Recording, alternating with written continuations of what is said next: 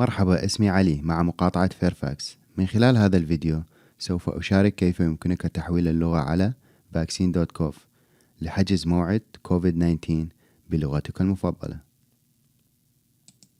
ستحتاج إلى إدخال vaccine.gov في متصفح الويب الخاص بك، ومن المستحسن استخدام جوجل كروم أو مايكروسوفت إدج. يمكنك استخدام هذه الميزة على جهاز الكمبيوتر المكتبي أو الهاتف المحمول.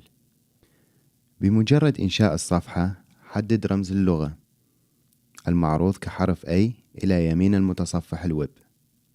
إذ لم تشاهد هذا الخيار في أعلى الصفحة، فستحتاج إلى النقر بزر الماوس الأيمن وتحديد ترجمة إلى من خيارات القائمة.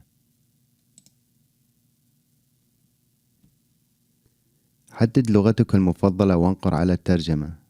سترى تغيير الشاشة إلى لغتك المفضلة.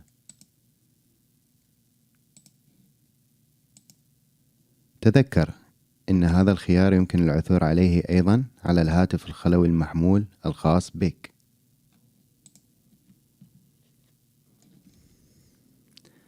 بعد أن يكون الموقع باللغة المفضلة لديك، انقر على البحث عن لقاح كوفيد-19. أدخل رمز البريدي الخاص بك وحدد عدد الأميال التي ترغب في السفر ونوع اللقاح الذي ترغب في تلقيه، ثم انقر على بحث عن لقاح.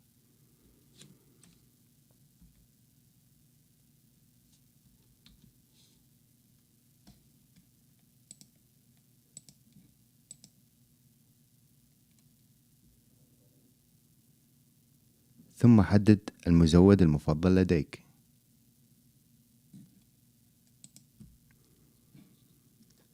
ثم انقر على التحقق من الموعد المتاح. عندما يكون في المخزون يظهر مع علامة الاختيار الزرقاء.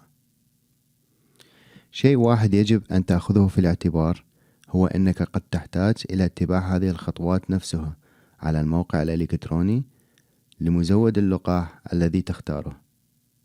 تذكر أن الترجمة قد لا تكون مثالية دائما، لذلك إذ كان لديك أسئلة أو إذ كنت بحاجة إلى مساعدة لتحديد موعد عبر الإنترنت في عيادة إدارة الصحة في مقاطعة فيرفاكس، فاتصل بمركز الاتصال باللقاح على 703-324-7404،